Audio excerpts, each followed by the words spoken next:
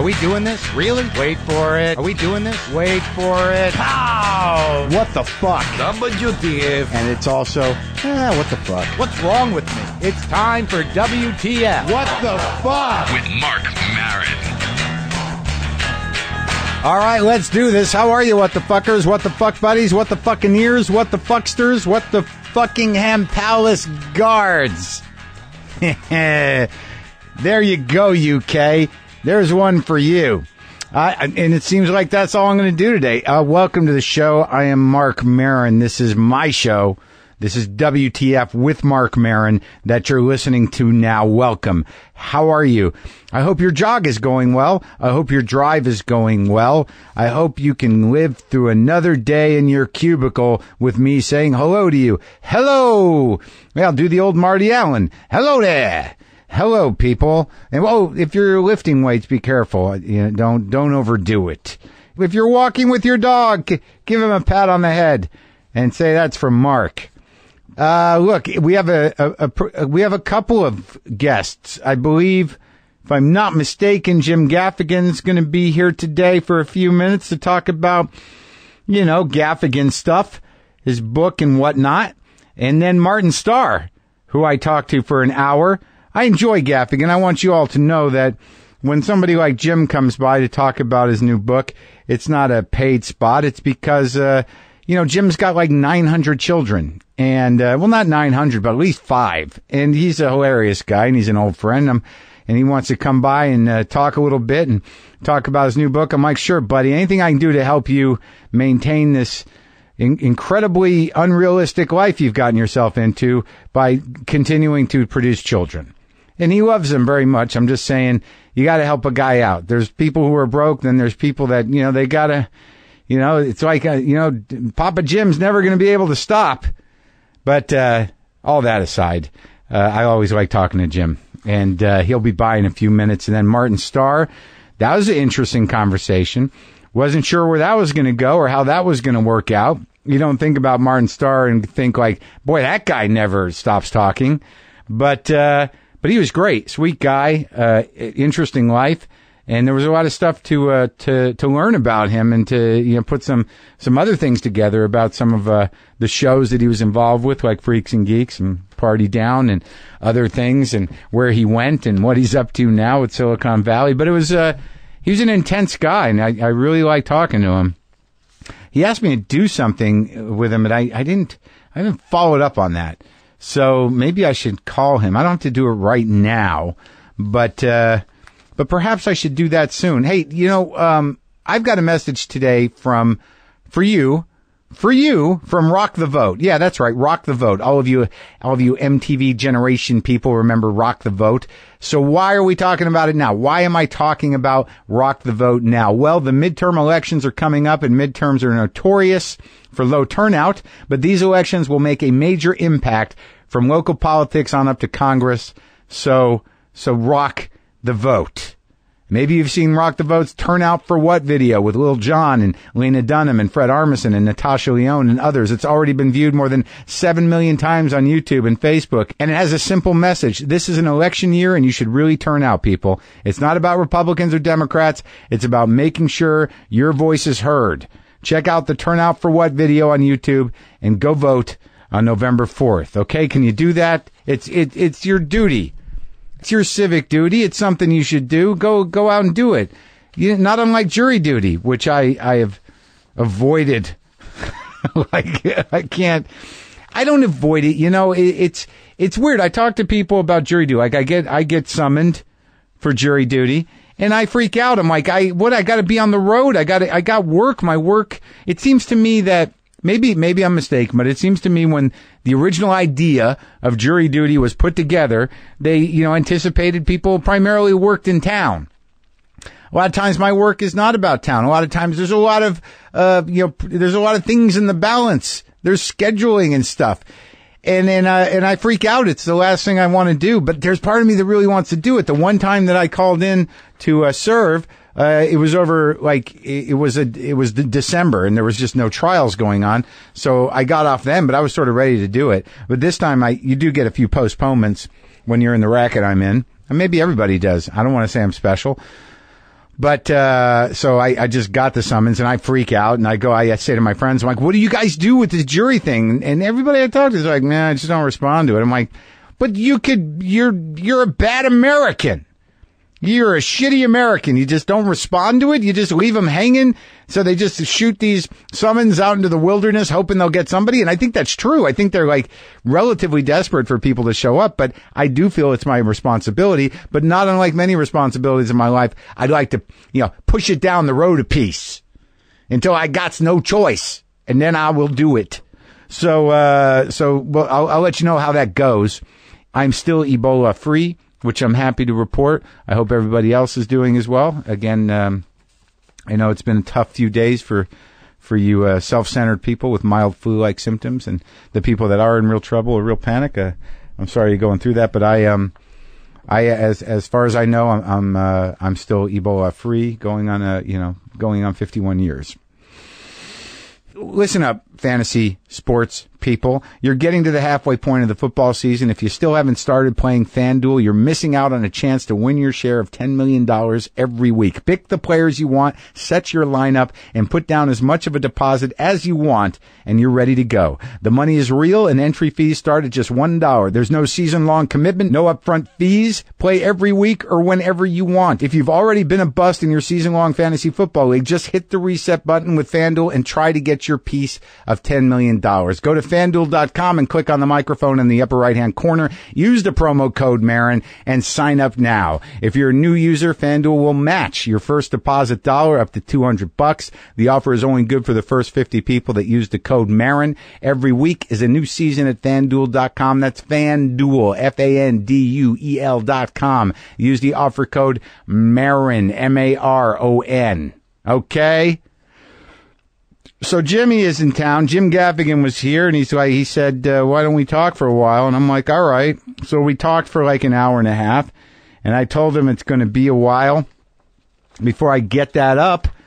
And he said, well, I got a book coming out. And I'm like, all right, well, so why don't we talk specifically about the book and about the incredible weight. Not that he's chubby, but I just mean like, he's got... He's a worker, man. He is definitely a worker. Jim Gaffigan's book, Food, A Love Story, comes out tomorrow, October 21st, and we chatted for a bit. So let's go to me and Jim Gaffigan chatting.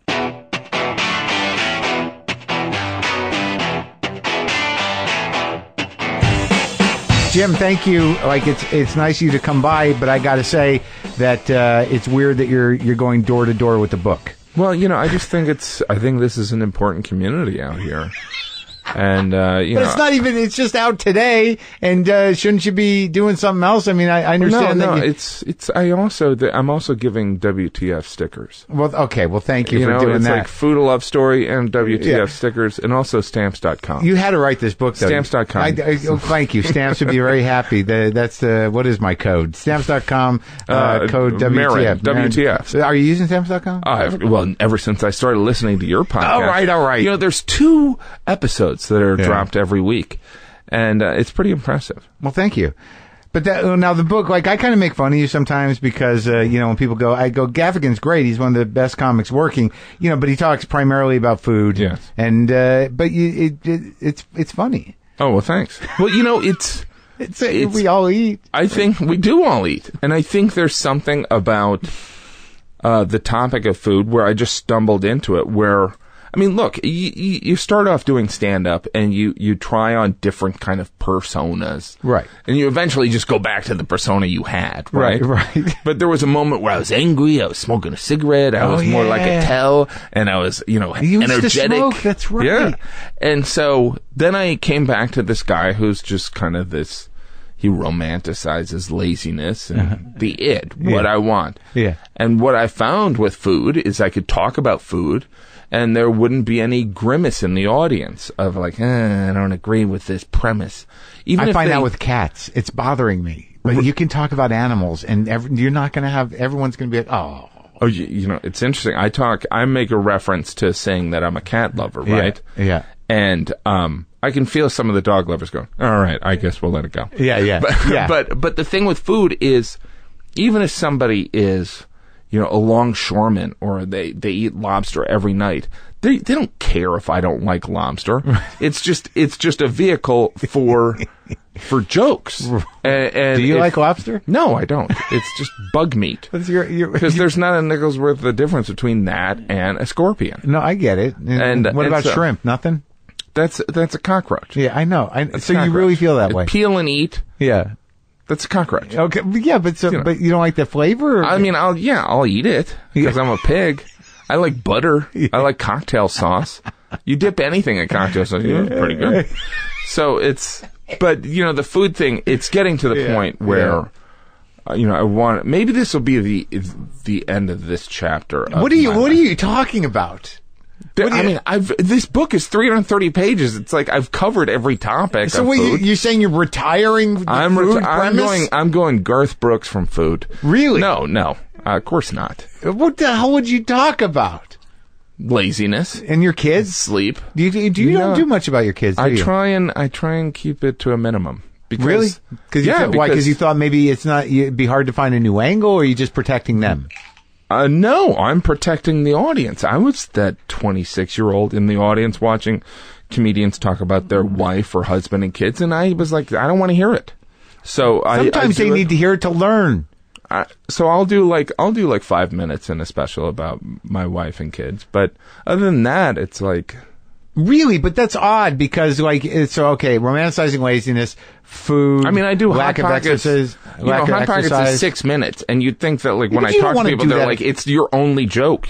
Some people think that. Well, that's what landed. What are you going to do? Hot Pockets was the culture's gateway to you. It was a blessing. Yeah. And a curse. Right. Is that in the book, the Hot Pocket? Yes, that's the name of the chapter, Blessing and Curse. It is? Yes. About the Hot Pockets bit. Yeah, I was on CNN on Veterans Day talking about veterans' rights. Yeah. And on the icon below, Doug Stanhope sent me this picture. I think it was Doug. No, it was somebody else. Yeah. And my name was listed as Jim, quote, Hot Pockets, unquote, Gaffigan. That's how I was listed when I was talking about veterans' rights. So it's like, there's a blessing and a curse, right? Right. But do you still do people still call it out at the show? Oh, yeah, absolutely. Do you do it? Yeah, I do it as an encore at the end. I don't care. They love it. Well, I'll see, because, I'll look at my audience, and sometimes there will be, a 10-year-old in the audience, in the front row, and he's just sitting there, and, I can talk about weddings. He's like, I don't know what you're talking about. Right. But when I get to Hot Pockets at the end, it's all been worth it for him. doing it for the kids. No, well, some of it is, it's just, you have a show with a beginning, a middle, and an end, sure. And there's a little bit of let's clean it up at the end. But I think that you're selling yourself short on the idea of exploring your personal life, even if it's with kids, because I think that it makes an impact on young people. Because if something is funny, it's funny. Right. Even when I was a kid, I'd see older guys talk about their wives, and you'd still get a kick out of it. And somehow or another, it's going to define some things. I agree with you. Yeah. But there is something about, you got to manage what you can't just. In my belief, you can't just make it kind of and this is what I think is interesting. Right. It has to be, a show. There has to be, I have some jokes that I love that work in Brooklyn. Right? Yeah. I have 10 pages of New York City jokes that maybe work on Long Island. Right. But, the Bell House. Sure. I love doing them at the Bell House. But they're not going out to... They're not going anywhere. They can't even, I could do it maybe in the East Village. Yeah. Not Ohio, though. No. No. But they're not Subway jokes But either. this book will speak to everybody because it's about food. And there is a chapter in there about your struggle with the blessing and the curse of the Hot Pockets bit. Yes. And your struggle with food in general. Yeah, I would say, yeah. It's not kind of I'm going to change my life. It's I like to eat. It's one of the celebration. Yeah, I wrote it with my wife, and she was like, you should have a disclaimer at the end saying that that these thoughts are wrong. Did you put that in No, there? I didn't do that. You don't feel it's wrong. Because, look, we're all grown-ups here. We know we're not supposed to have a Big Mac every day. I do, but you're not supposed to. Do you know what I mean? I do know what you mean. I mean, look, when... I'm the guy who gave you a coupon for a free pint of Ben & Jerry's. That's right, and I'm the guy who took it. Yeah. and put it in his pocket so he wouldn't lose it. Yeah, you bet you won't. So, all right. Well, good luck with the book, man. I'm glad it's out now. thanks so much. Yep.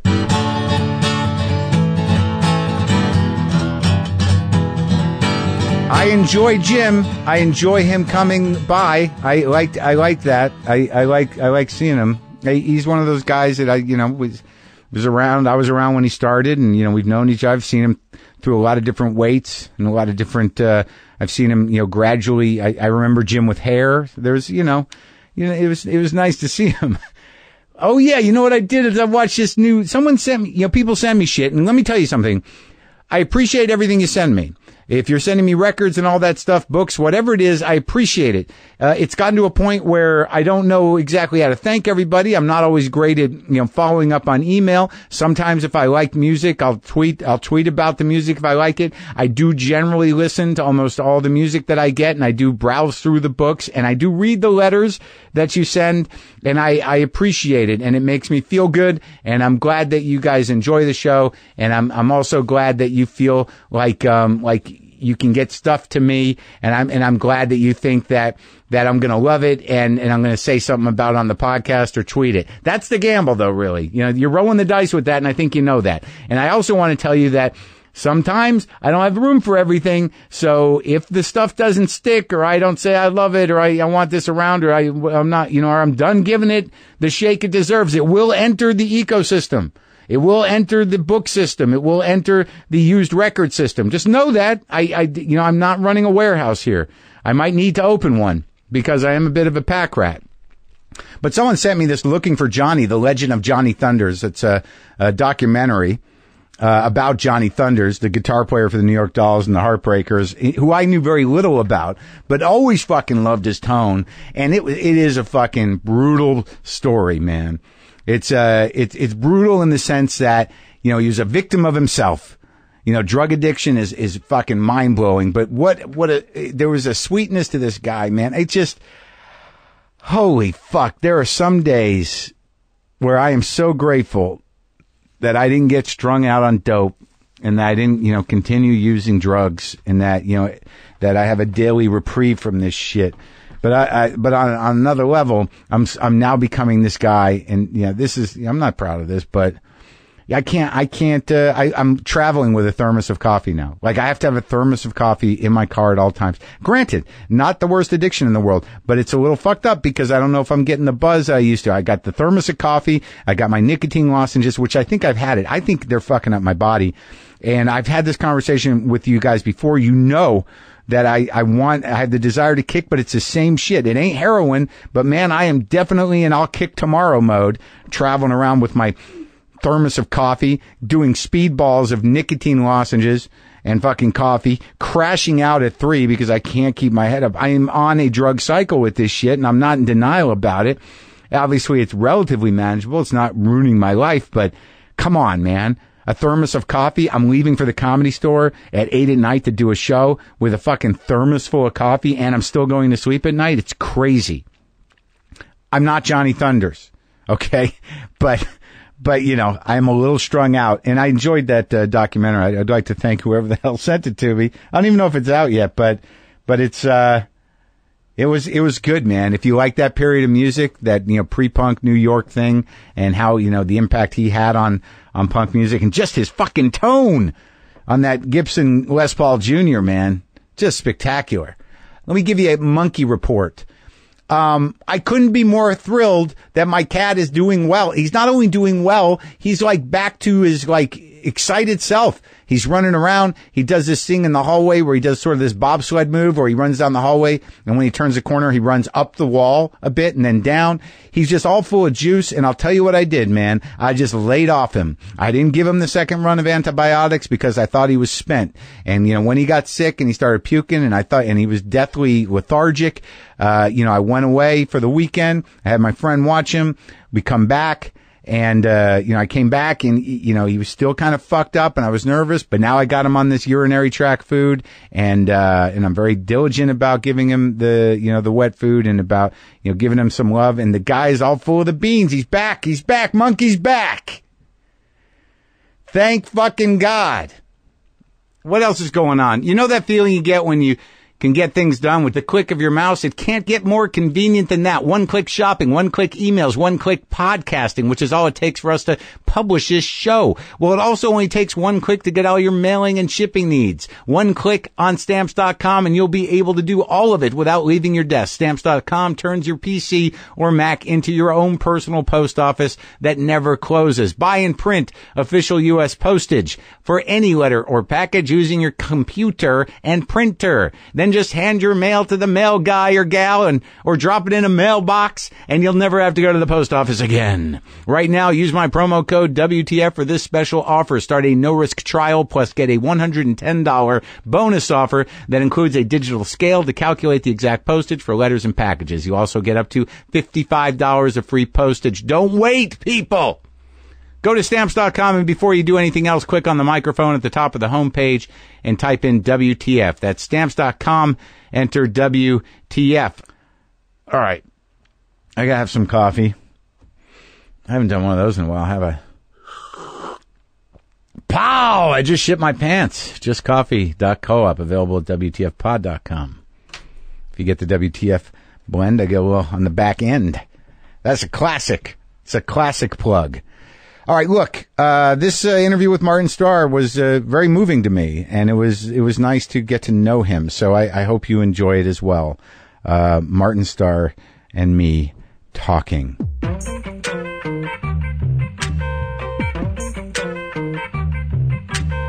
Where do you live? I live here. In Westwood. Oh, you do? In Westwood? Yeah. I don't think I've ever had anyone here in here who's lived in Westwood. Now you have. It's a big day. Yeah. And that's just where you settled in Westwood? You're like... Just the beginning of the new barriers we're about to break. I grew up in Los Angeles. Yeah. Yeah. But where in Los Angeles? I was born at Santa Monica Hospital, St. John's. So you're always here?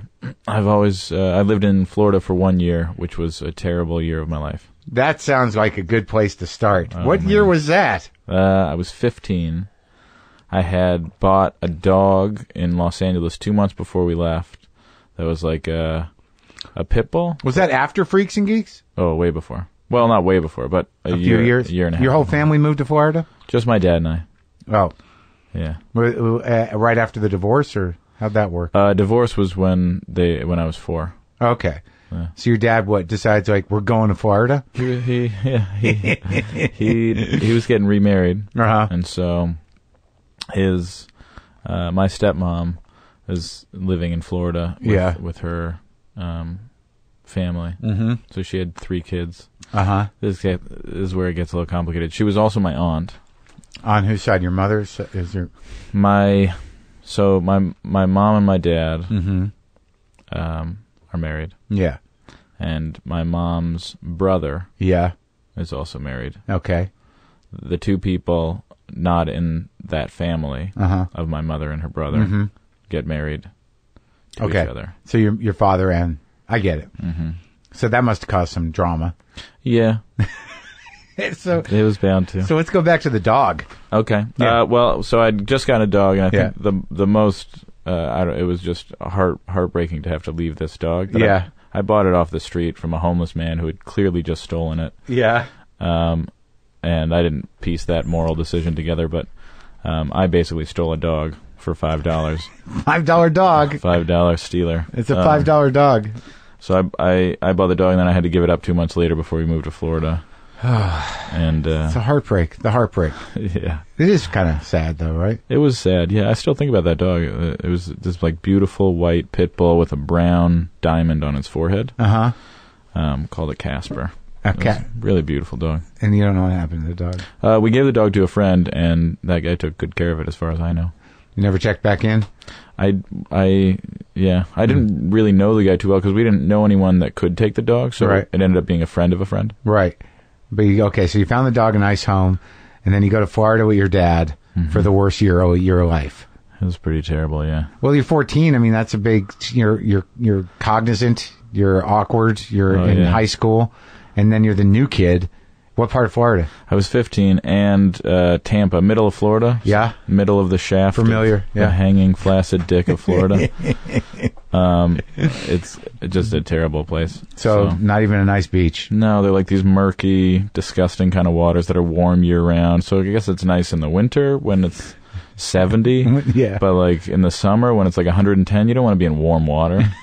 It's gross. It's like going into a bath. Yeah, it's disgusting. So it was just an awkward year? Miserable?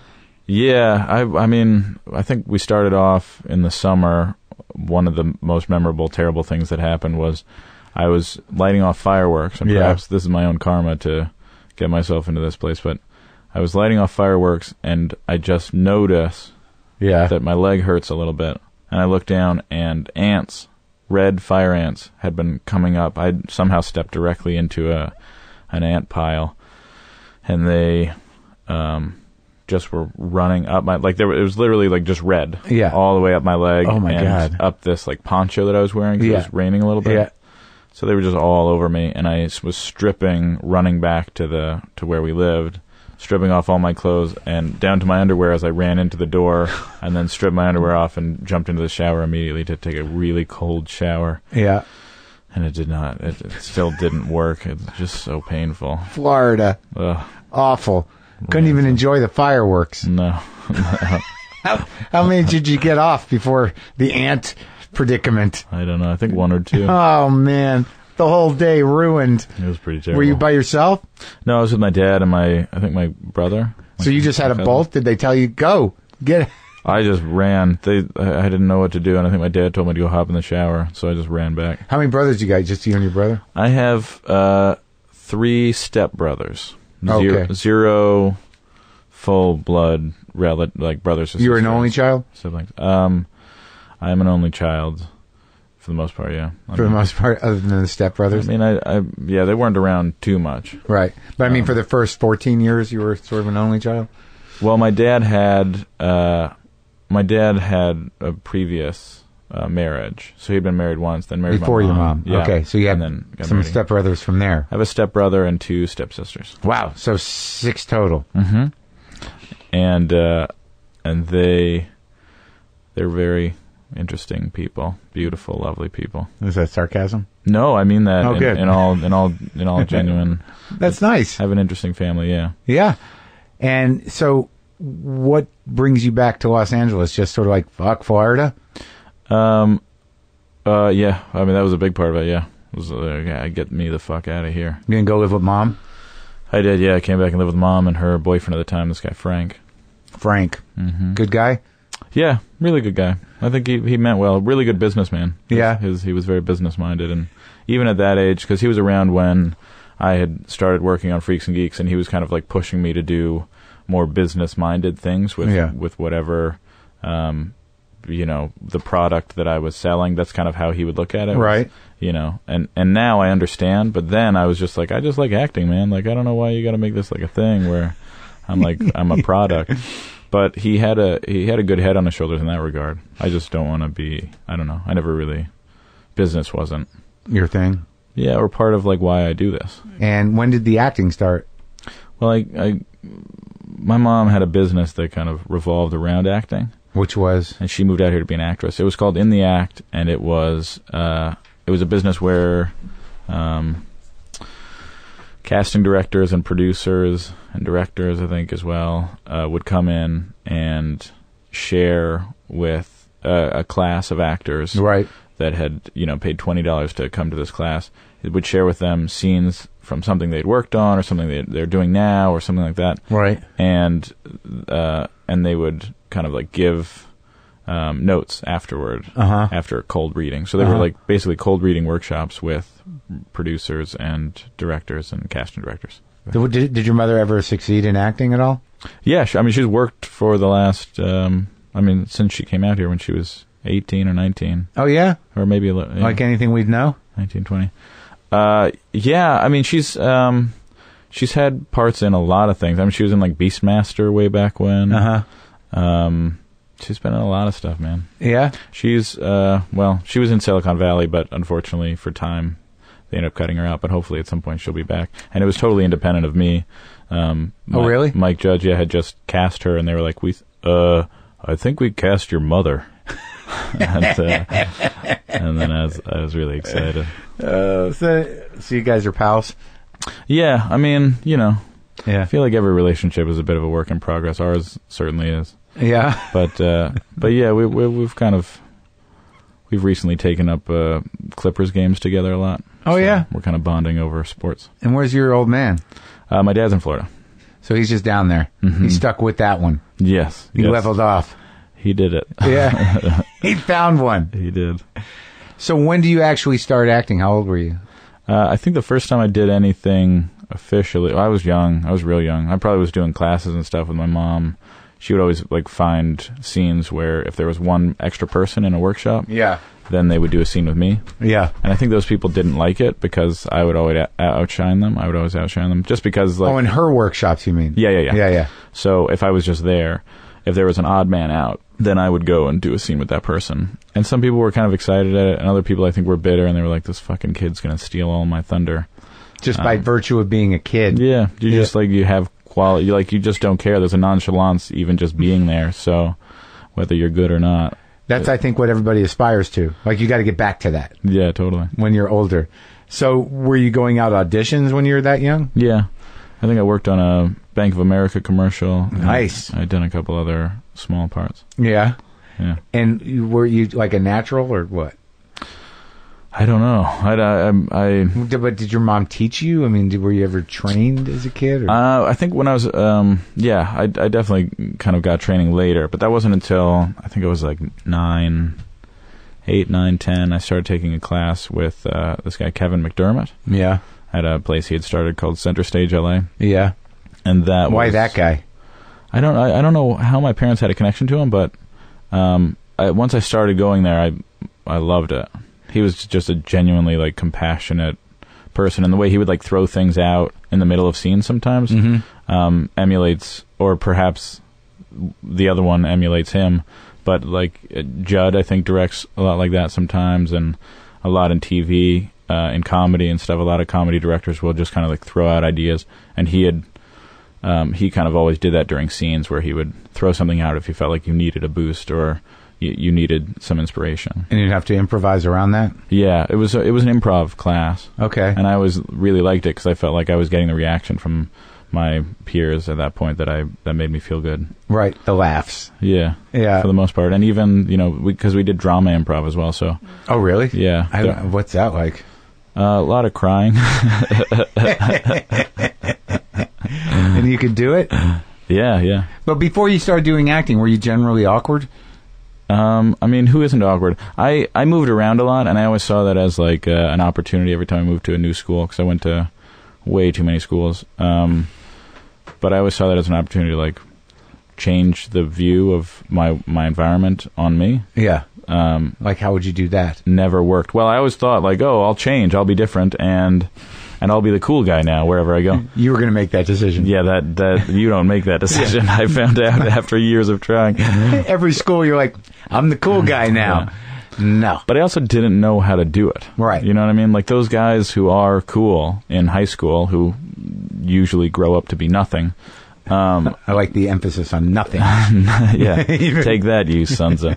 but those guys don't know why they're cool. They just probably are graced with something genetically that they don't even know about, or they just don't care. Charm and insecurity. Mm-hmm. If you're just insecure and you don't have the charm part, you're in a little trouble. Mm-hmm. But if you're insecure and you're charming, then the world will be your oyster. Yeah. How's that? Is that a good theory? Yeah. Well, I just made it up. I don't disagree with it. I mean, I think those are two qualities that mesh well together. Charm and insecurity? Yeah. Yeah, it's called Hollywood. Yeah. The entire industry is built on that. So why'd you move around so much? I mean, I know you went to Florida for a year, but you moved around within L.A. too? Yeah. My parents were very particular about the education that I got. Uh-huh. So they would constantly kind of recheck the system and find a new place for me to be. Even though it meant pulling you out of the social structure and... Yeah. Well, I mean, they just didn't find the system. Yeah. And I went to really, quote, prestigious schools. Like what? I think the first school I went to for first and second grade was, maybe just second grade, Open School, this place called Open School, which was just like a Montessori school? Like, where everyone just sort of like, yeah, it's up to you guys to decide what you want to do? No, it was more like it was for smart kids, like intentionally for like smart kids, like an academics type school. Were you an academically smart kid? I could do it. My pistons were firing in that capacity, but I didn't like it. So I didn't do the homework, but I could pass the tests. Right. And so that's what ended up being the marker for me of being able to get into these schools. Right. Was like I could do that. Right. But then I wouldn't get great grades because I didn't care enough to do the homework, and that's not what drove me. Yeah.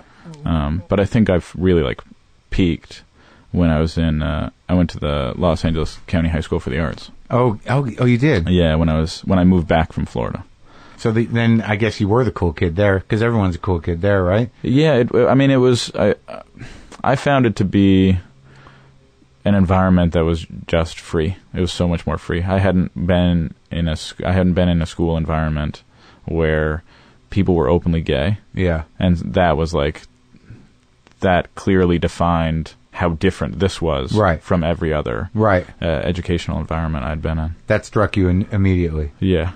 And it was like that's such a great thing that people were free here. Right. And open. I mean, there were still like the constructs of the hierarchies and all those things still kind of parlayed their way into the system, right? And the social structure. But it was just a little bit different. Yeah, and what were the performing arts? The full range? Yeah. Like music, theater, acting, dancing, and visual arts. And did you start doing actual acting there? Like doing plays and that kind of stuff? When I was just about to do our first year project, would have been my first opportunity ever to do a play, to do actual theater. I left to be a part of Freaks and Geeks. So you didn't finish the school? No, it was a really hard decision too. I almost didn't do Freaks and Geeks because I love that school so much, and it took me so long to like to see this environment, to like be a part of this environment was so rewarding. So what grade were you in when you stopped? I was in, I think I only went there for half of my 11th grade year. That was all of my schooling there. So did you finish high school? I did. I mean, kind of. I don't know.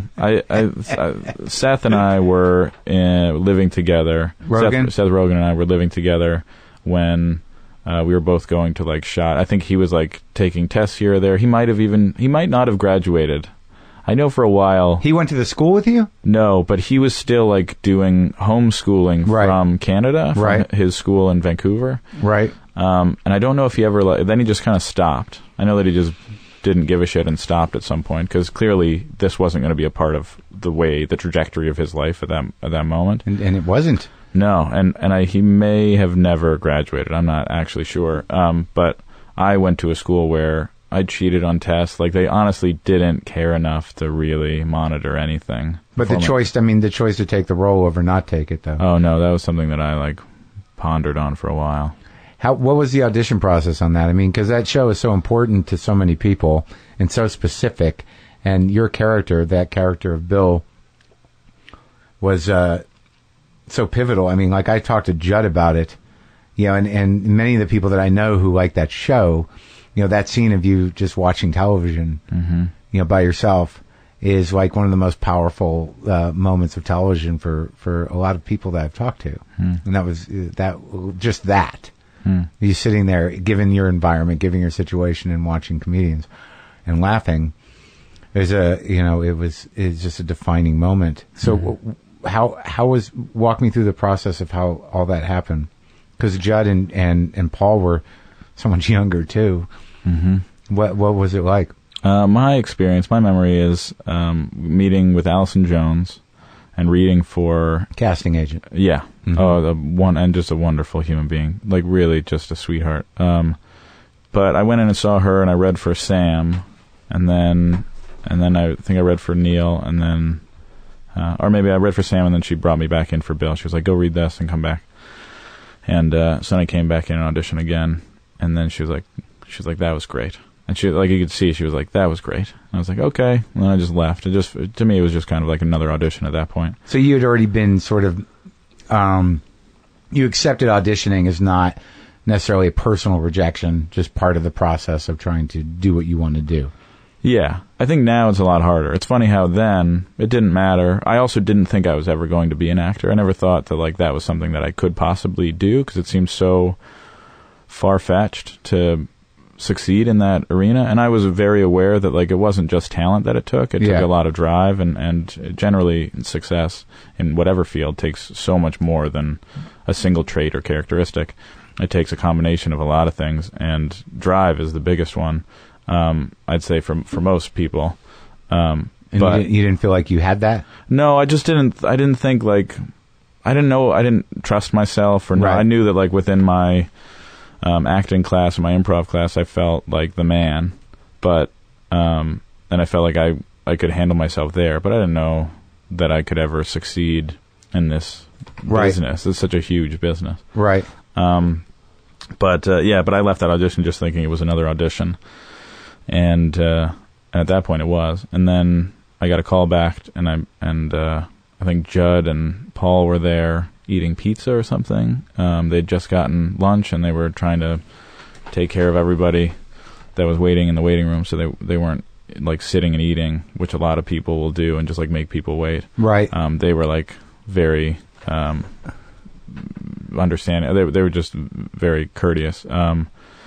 And so I remember going in and auditioning for them, and then leaving, and then getting called back to go to NBC for tests. So it's interesting that you wanted to commit your life to this, but you didn't have that much confidence in it.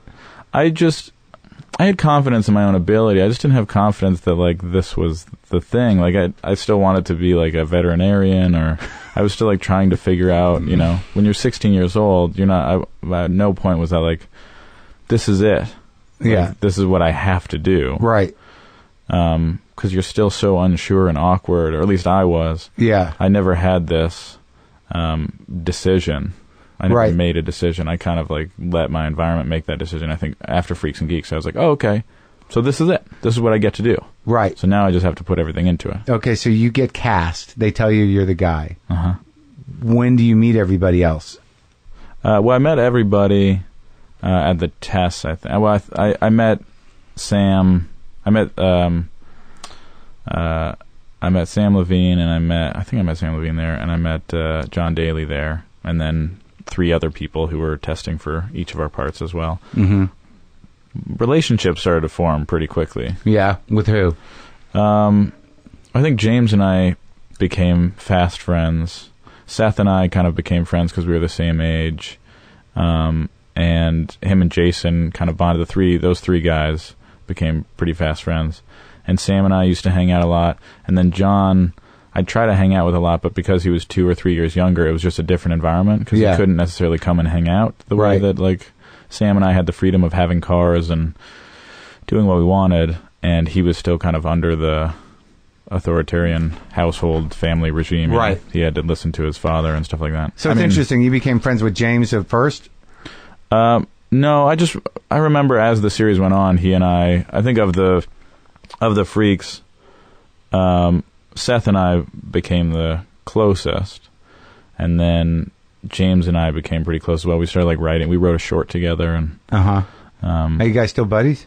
I don't know him very well. I don't feel like at this point.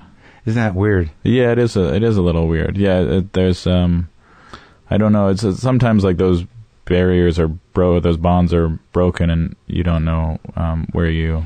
Well, he seems to have taken sort of a different trajectory than a lot of you guys, I guess. Are you and Seth still friends? Oh yeah. Yeah? Yeah. So James is the one that kind of went off and did whatever the hell he's going to do. Well, I think everybody goes off and does what they want to do. Yeah. He just was tremendously ambitious and kind of did all these things that, I don't know that I have the desire to do.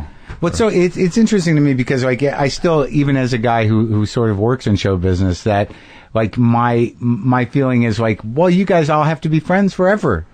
Like it doesn't like, you get emotionally attached to people who play roles, over a period of time. Yeah. And you just make these assumptions. Like all of them have got to still be friends. For the most part. Yeah. So you moved in with Seth like during Freaks and Geeks? Just after. We were 17. I think we were both 17. Yeah. And then pretty shortly after that, I went off to do my first big movie, and I was like, this is it. I'll do a big movie. I did a TV show. I did a big movie. The movie will come out, and it'll be hot shit. It'll be gravy. Yeah, I kind of got a big head. Which movie was it? Movie you've never seen. Uh-huh. It was called Cheats. Yeah. It was initially called Cheaters, and then we couldn't name it that because of the Jeff Daniels TV movie of the week that came out by the same name, I think. So we changed the name, and then I don't know. It was kind of doomed. That movie was kind of doomed. What was it about?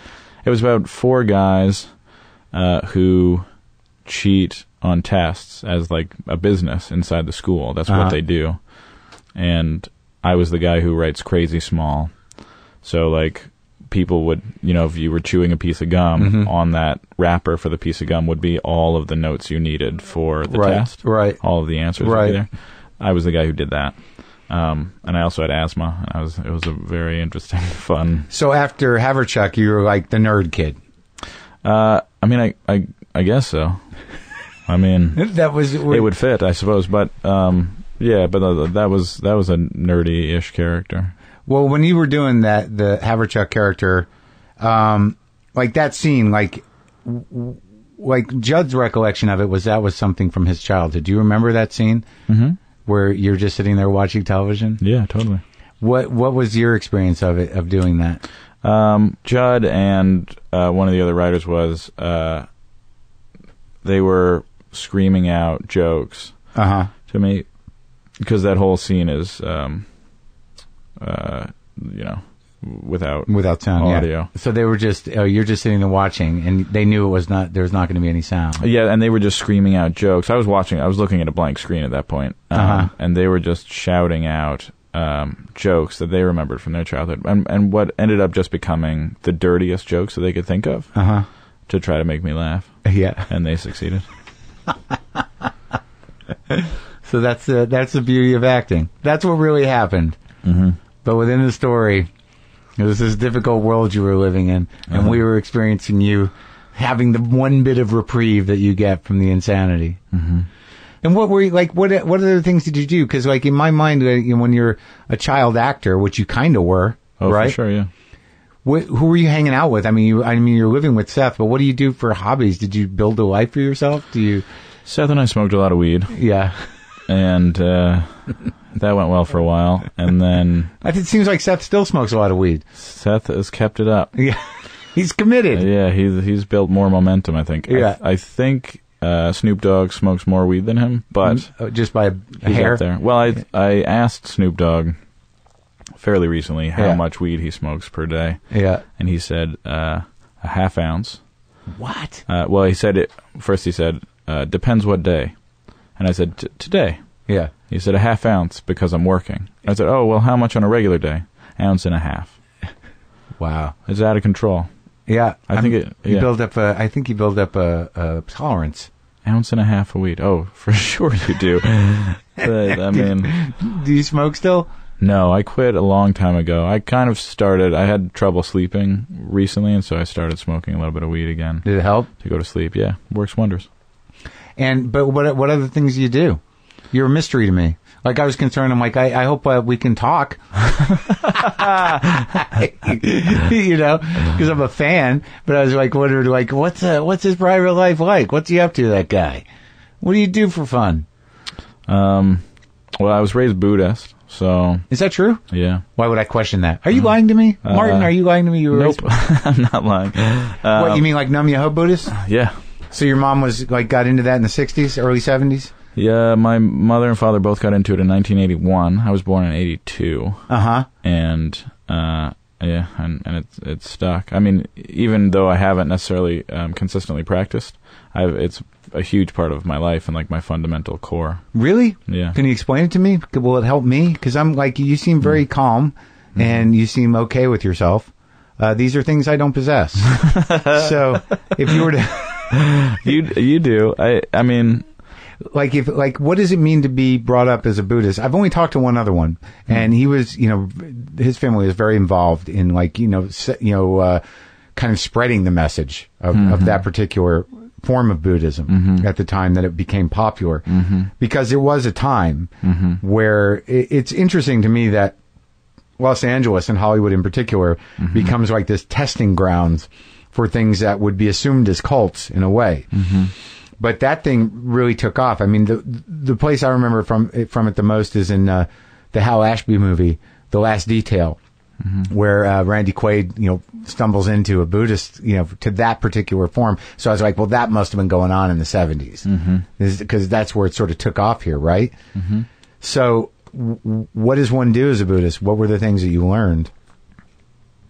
Well, fundamentally it's based on the principle that everyone is capable of becoming a Buddha, of achieving Buddhahood in this lifetime. How close are you? I mean, it's a large goal. Okay. But is it one of those pretend goals? Like it's just to give you hope? No, I do think it's possible, but it's different from, I think, the way that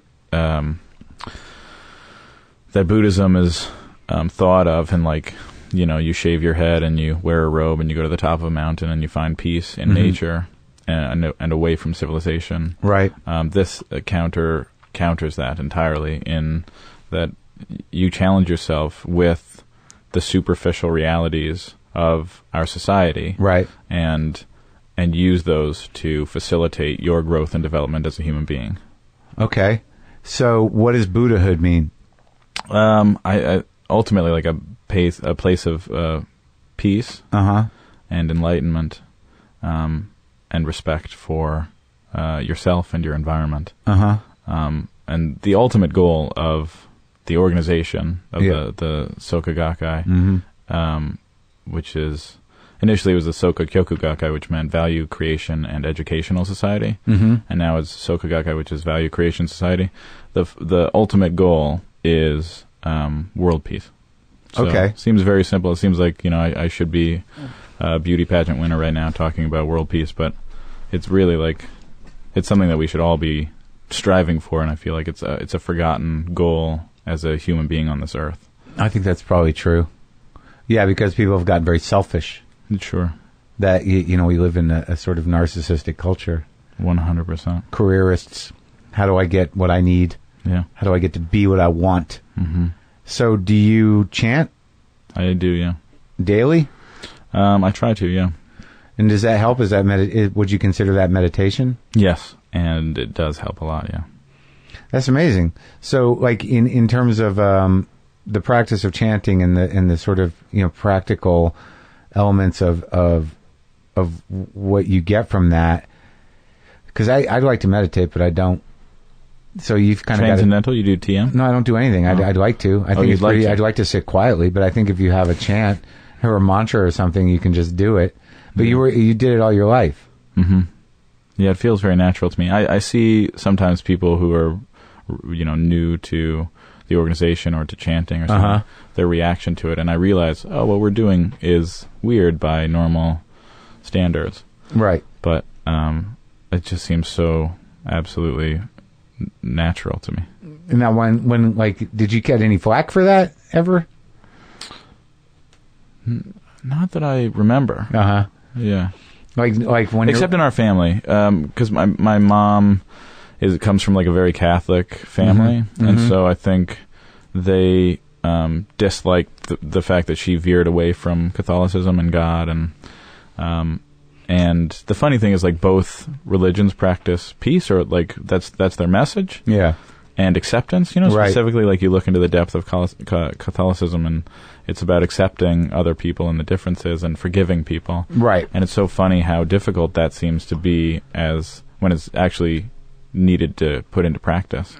Yeah, well, not to, shit on Catholics. Yeah, I'm not. I mean, that really wasn't my attempt, but I just thought it was funny that how difficult it was to put into practice when that's one of the fundamental rules of the religion. Well, I think that I think most religions set out to be pretty sort of proactive in terms of people behaving properly and living a decent life, but then the politics of the religion and the organization of the religion and the powers that the people that take power within religions kind of fuck things up. Yeah. But also with Catholicism, you get the hell business, which is a little too terrifying for me to even wrap my brain around. Yeah. Were you raised Jewish, conservative-ish Jewish, not real with any real sense of God, or how to use God, or what it really meant. It was always sort of an abstract, never something practical. Yeah. And it seems like in terms of what you're dealing with, there seems to be some practicality to it. It's like you can get some relief from engaging in this, and there's not necessarily a deity that needs to be placated or or appeased. Yeah. There doesn't seem to be any punishment for transgression. How does Buddhism deal with transgression? Well, I mean, mistakes are a part of life, and I think. Is there a list of mistakes?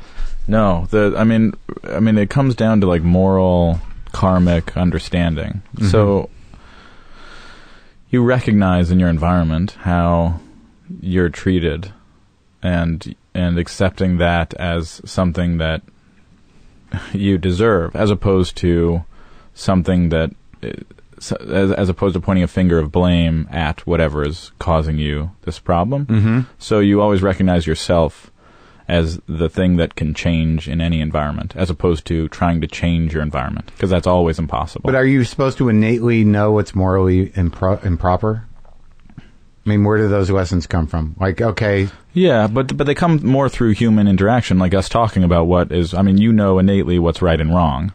But let's say you're strung out on drugs, and you're like, wow, this is killing me, and I just blew somebody for drug money. Yeah. But, I'm chanting.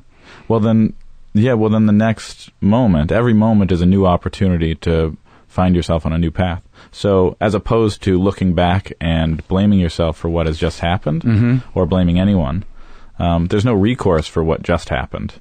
You're now given the next moment as an opportunity to change for the better. Right. So taking that next moment as opposed to focusing on how you've already made mistakes. Right. So that's the sort of eternal present. Yeah. Kind of thing. Yeah. But isn't in Buddhism, isn't there sort of a duality concept that, the universe is what it is? And like, what is the basic spiritual premise of the Buddhist worldview? That everything is interconnected, and that one human being can change the world 100%. But it isn't it's through changing yourself. Right. So the constant struggle is human revolution, is what it's called inside the organization.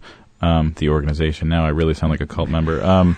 But inside my Buddhist practice, that we refer to it as human revolution, which is just basically looking inside yourself and changing yourself for the better, and being actual proof of the capabilities of this practice. Wow. So, do you go someplace? Yeah. Well, we used to be connected with. It's all fundamentally based on Nichiren Daishonin, and he's the one that kind of pioneered this idea that everyone can become a bodhisattva, that everyone is a bodhisattva of the earth, and that everyone can attain Buddhahood in this lifetime. And at that point, we were connected with the priesthood. Yeah. And the priests believe that in order to attain Buddhahood, that the normal lay practitioners, couldn't achieve Buddhahood unless, I don't think they could achieve it at all. But the priests could help them by being the being the middleman, right, between them and God. Yeah. And is there a God? No, it's the mystic law of cause and effect, karma, but the interconnectedness of all living things. That's the thing. So that the type of Buddhism you practiced was sort of one of these. It took it from a philosophical, almost insulated and very specific idea to something that everybody could engage in.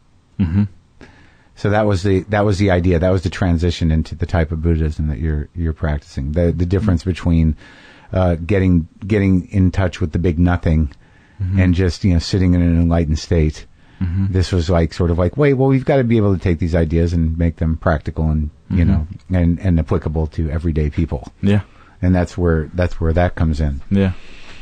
Well, it seems to be working. I feel more relaxed just talking to you. Yeah.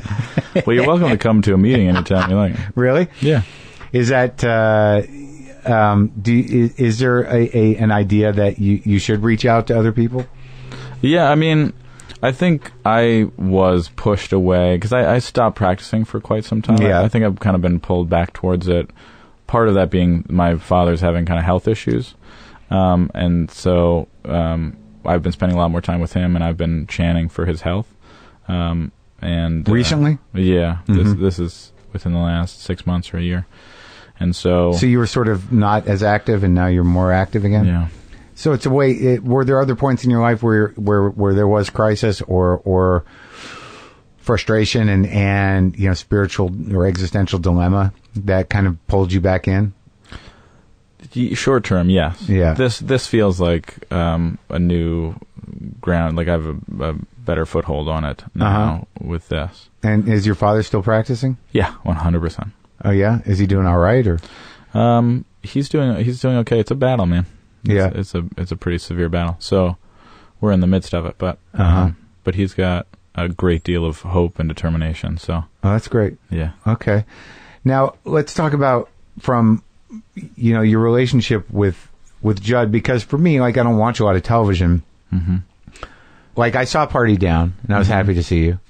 And like, it seemed like you sort of were in this world of comedies that has become the dominant force in comedy. The people that you were involved with from Freaks and Geeks, with Seth and everybody. But like, but the movie thing, when I saw you in Knocked Up, I was like, holy shit! Oh, there he is. Like where's he been?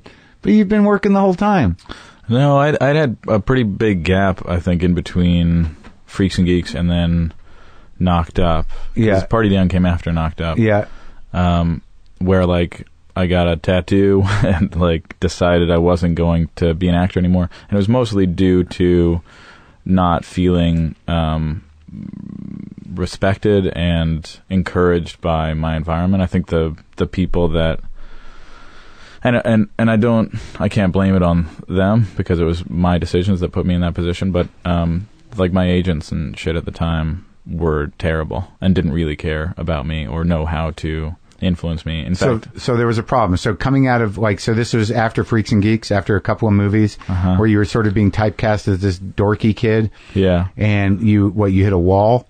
I definitely hit a wall. What'd you get? What kind of tattoo? I got this thing. The star. A bleeding star. Yeah. What's the meaning? Yeah. At the time, anyways. At the time, I think it's evolved quite a bit, but at the time... Good, I'm glad it's still evolving. Yeah, it's still evolving. At the time, it really just represented my... what I didn't like about the business and what I didn't want to be consumed by. Which was? The selfish nature, the business side of things. Right. It wasn't about what I loved about acting or creation or storytelling. It was all money driven, and you really had to prove yourself to be an asset to these people. And they had very specific expectations out of you. Yeah, which were all financial. Like, you really had to meet these expectations that didn't fit into my parameters of desire. And, well, they probably were kind of cornering you to be some sort of clown.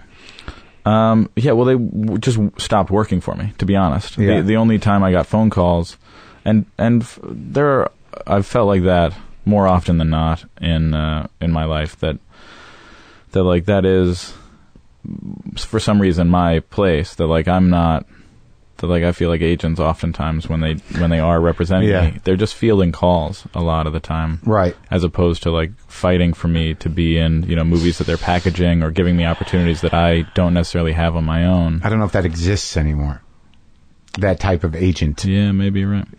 I mean, I know that they are packaging things, but... Sure, but there's this romantic idea that, like, he's out there working for me. Yeah. I don't know. They really... there are oftentimes, I wonder why 10% of my money goes to someone that... And to be honest, at the moment, I really like the people that I'm with. Yeah. I like them as human beings, and I like talking to them, and I feel like they have a lot of wisdom when I talk about the projects that or on the table or something.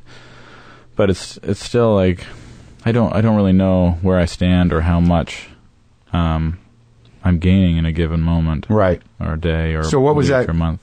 When you got the tattoo and turned your back on it, like, well, how did that manifest itself? What was your plan? Well, I got a job for one day as a barista. I got paid $2 to get a test, to go be a test barista for a day, and then that was the only job I think I've had aside from acting. And then Knocked Up came up. So it wasn't that long a period. No. And I'd kind of decided I wanted to get back into it. But how long was it before, like, when you said, fuck this? I mean, was it years? Or was it... I think I had quit for a year. So you had money saved from Freaks and Geeks and stuff? No, I went broke. You did? Yeah. Now, was there any part of your Buddhist nature that thought, like, this is an opportunity?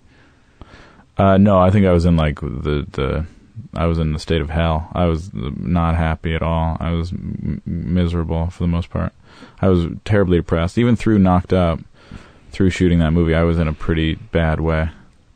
So how did that manifest itself? Were you living alone?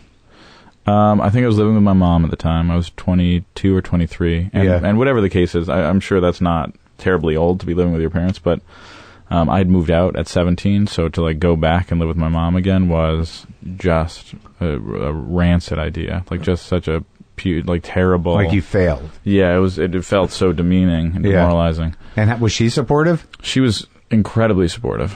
She moved and concerned, I imagine. Oh, yeah, very, very concerned. But she gave up a lot to help me, including selling her. She had a beautiful place on the beach, which is where she was going to retire, and she sold that, and kind of ended up getting fucked over. I remember. But then she sold that so that she could get a much bigger place a little bit further east that we could live in together and have more space. Yeah, so she was worried. Now, were you on medicine, or did you, like, what were you doing? You were just, like, in dark place? Yeah. And you'd given up on the spirituality element of your life, or what? I was still kind of chanting here and there, but I wasn't driven to do it. It's weird, because it's not an unusual age to go through that. No. But the fact that you'd had this success and that you'd had your dreams sort of shattered for fairly ideological reasons. I mean, it sounds like you probably could have kept working, right? I don't know. Oh, they just hung you out to dry. That's what it felt like, yeah. I remember calling my agent, my buddy David Krumholtz, at the time. I'd like talked to him on the phone. I was like, I don't feel like they're doing anything for me. I was in my car, and I was, just going off to him about it, and he was like, giving me all this advice, and he was like, this is what you have to do. You have to give them an ultimatum. You have to call them and you have to say, fuck this, you're fired. Either you're going to start fucking working for me, or you're fired. And so after that phone call, it got me all fired up, and I called, and I said basically that like, either you start working for me, or I don't think we should be working together anymore. I should be with someone that is going to work for me. And she was like, okay, I totally understand. So, and I was like, well, like, what the fuck? Yeah. And I realized through that phone call that, like, this is how she'd felt for 2 years, but because jobs had continued to come in, right, she was just taking free money, as opposed to telling me, like, hey, I don't give a shit and I'm not working for you at all. She just kind of left me there gathering money for her based on the work that I had already done. Yeah, gotten on my own because of my body of work at that time. And that's a brutal realization. It was really hard to take that in and realize that, like, this was just a terrible human being. But that's in some way the nature of the business, being an agent. Yeah, like, absolutely. Fundamentally, you're just looking to make your company. This is your job to make your company as much money as you can. And so if you drop someone that's even bringing in a small amount of money, of course you don't waste any time working for them. But someone who's bringing in a small amount of money, it's not beneficial for you to drop them yet. Right. No, they're like, who knows what could happen? Yeah. That guy could get a call, and then I could, get a big payday. Yeah. Yeah. It's, because, like, there's also this idea, there's a romantic idea of who they are, and that they're working for you, and that they represent you, and that, you have your shoe in the door, and all that shit. And, there's something about show business, about the agent, but, well, I don't know if it was the same experience, but you think, like, well, these are my friends, And, my best interest is, they have my best interest in mind. But then there comes that day where you're like, they don't give a fuck. We're just these movable pieces. And if they can't move the piece, they don't mind just sitting with it until it's heartbreaking. Mm-hmm. So you just felt stranded. Mm-hmm. So now you're without an agent and you're like, what the fuck? Yeah. And your mom, who has been through this, I imagine, before. Yeah. Must have had some guidance on it. I don't think I consulted her about what was going on in my life at that point. Uh-huh. So you're in the darkness for a year, getting bleeding star tattoos. Yeah. Well, Jay... Were you suicidal? No. You were just pissed. I mean, I'd be lying if I said I've never had, like, a suicidal thought. Yeah. But there's a huge difference between having that thought and bringing it into actuality. Yeah, one is self-pity and the other one is, you mean business. Yeah. Yeah. So then out of nowhere, Judd calls? Well, I think these things start so much earlier than you're aware of as an actor. And so I think it had been in the works for a while. And perhaps it was one of the driving forces behind, some of the people in my life that kind of came to be like my manager now. I know that this thing was happening before he and I were together, but he's done a great job for me in a lot of ways, so I wouldn't hold it against him. But this thing was happening, and he reached out to me, and then a month later I found out about Knocked Up, kind of happening, I think. And my agent at the time, who was like this small kind of boutique agent, who wanted to be like a painter and like really kind of live this cliche, like this LA cliche. I remember firing him because we had a conversation about the business side of it, and I was like, well, I want to be more business savvy. Yeah. If I'm going to continue doing this, I just want a better head on my shoulders so that I don't, feel unaware and blindsided. Yeah. At any point. So I just wanted to ask as many questions, and the first question was, do you think we should get a lawyer? And just to like deal with the fine tuning of the contract and stuff like that. And my agent at the time, who just like didn't care or have a business mind, he was just like, I think this is all we're gonna get. And then I talked to my manager, and he was like, I don't think it'll hurt, and I know a guy who's good who can do it. Who will do it pro bono the first time around, right? Just to prove his worth, right? So we did that, and it ended up being so crucial to my financial stability for years to come. Really, for the Knocked Up contract, which like wasn't it was just like having a precedent of getting something after the movie's released, getting some like getting like allotments of money that were predetermined. Yeah. If the movie reached certain goals, right, which wasn't a tremendous amount of money, really, especially considering that it had to reach $100 million first, right. But like these small amounts of money meant the world to me at that point because I was completely broke, right. So the fact that like he was just nonchalant, didn't give a shit, I ended up firing him for it. And it worked out okay because it probably did make $100 million, didn't it? Yeah, I did. So after Knocked Up, you do Party Down. Yeah. And that was fun, right? Oh, that was amazing. I was ready to enjoy. Yeah. Again. Oh, and it turned everything around. Yeah. Because Knocked Up, like, if you think about it, like, you tell me you're in this dark place, and that character sort of lent itself to a certain amount of... Well, I think it has to. I mean, my life had to bleed into that. Yeah. Or else I wasn't being honest. Because it was so defining of my life at that point. Like, it was in every part of the way I was living. Yeah. There's the darkness and the defeat and the anger. Yeah. Well, that character it's an odd character and was a little bit disturbing. Yeah. Mission accomplished. But do you, because you're known for doing comedies, but they are sort of, there's a lot of heart in them, but do you consider yourself a comic actor? I feel like I'm told it so much that I just have associated it with what I do, but I don't think that's a defining characteristic in what I bring to what I do. Yeah. I don't think it has to be comedic. So the Party Down that didn't survive, that must have been pretty heartbreaking. Yeah, I mean, it's the way it goes. I'm just fucking used to it now. I mean, to be honest, it's more surprising to me that like right now I'm a part of something that is living up to its potential.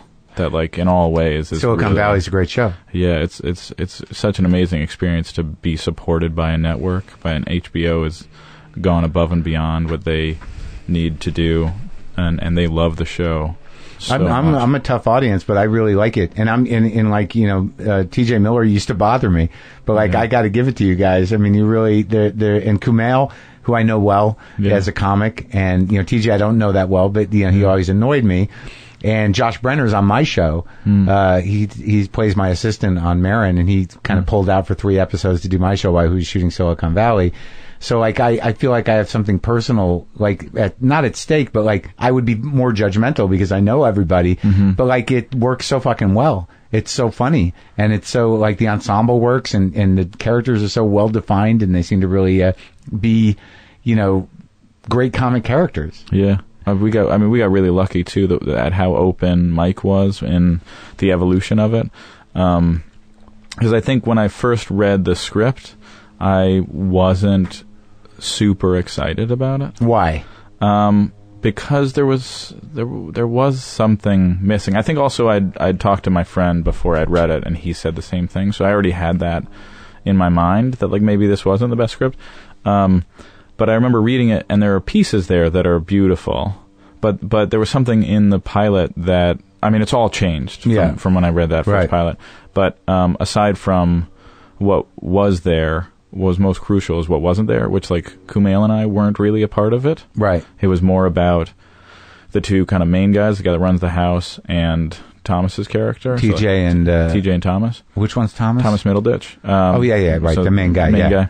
So it was really kind of about them more, and the side characters in the house were just that. Right. And then these girls that come up to Silicon Valley, and this B storyline, which was these girls who come up to meet rich dudes and fuck them and take their money, essentially, or like become. But they're not even in it anymore. They unfortunately just kind of. I mean, even in reading that first pilot, I remember feeling like this isn't like you kind of have to pick one path. Right. You're either following these girls or you're following these guys. Right. Because they don't even really meet up in that first pilot. Yeah.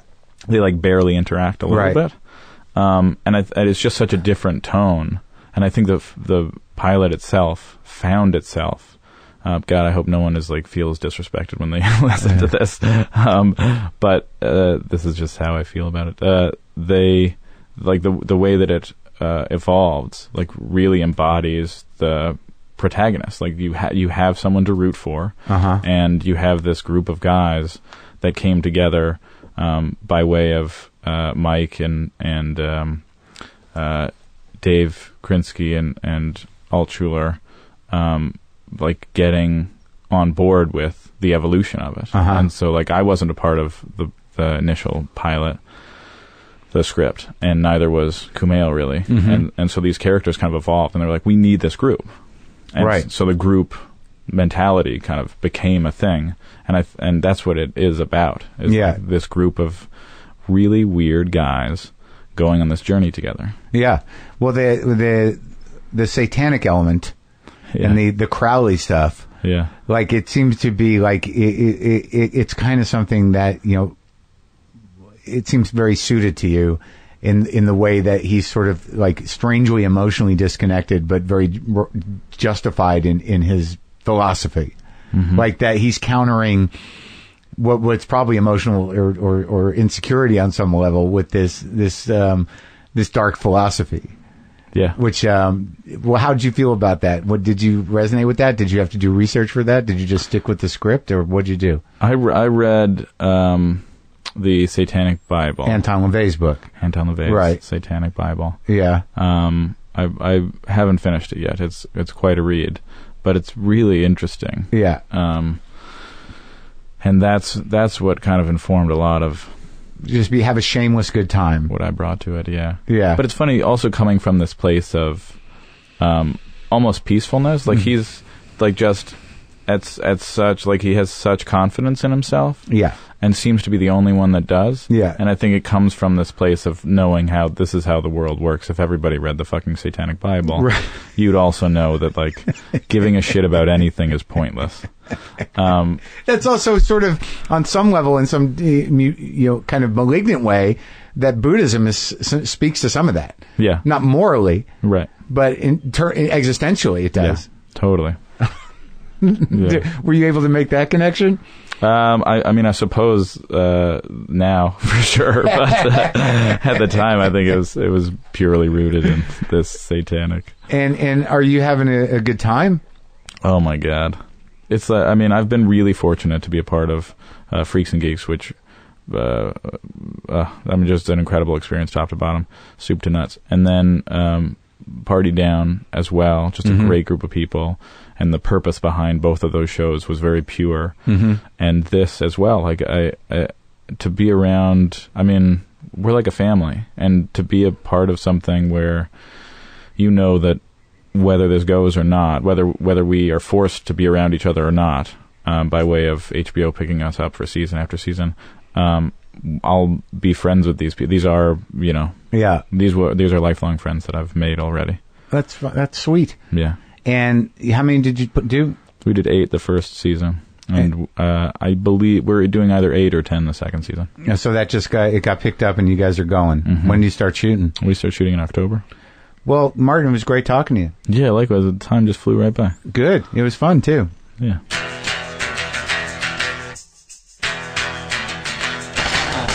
All right. Well, that was great. I loved getting to know that guy.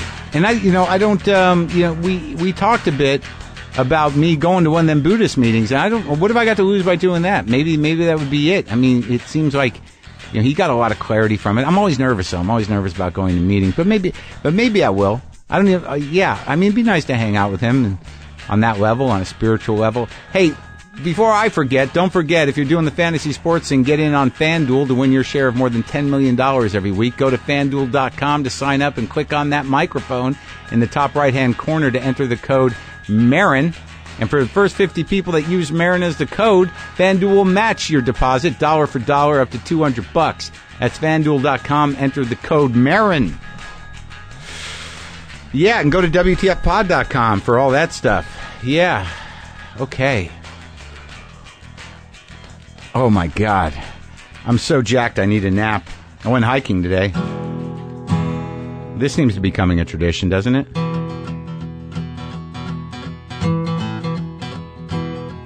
I don't know what I'm going to do. I think that we should all celebrate.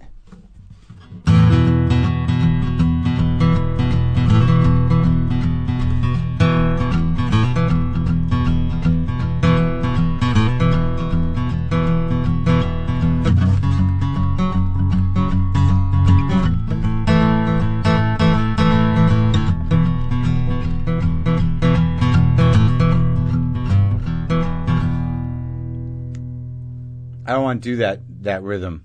I feel like I get stuck in like 3 chords, maybe.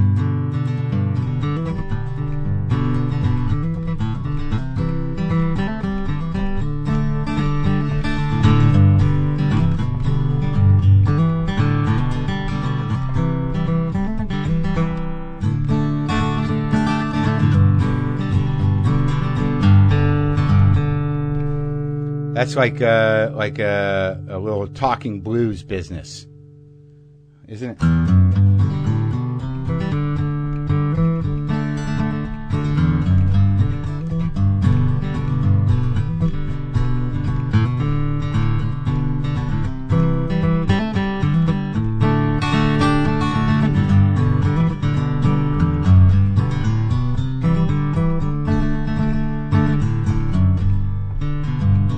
I wish I could sing some maybe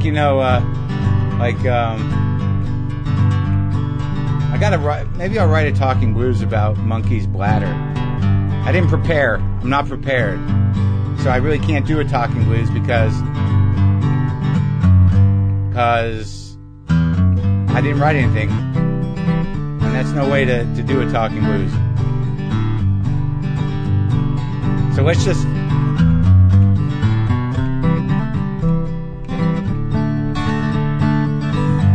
pretend that I've written a talking blues.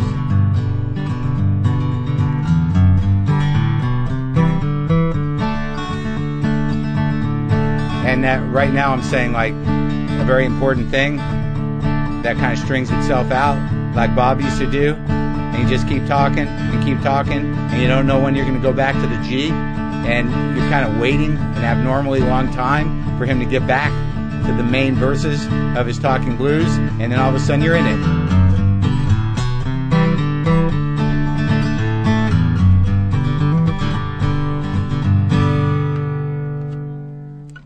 Boomer lives!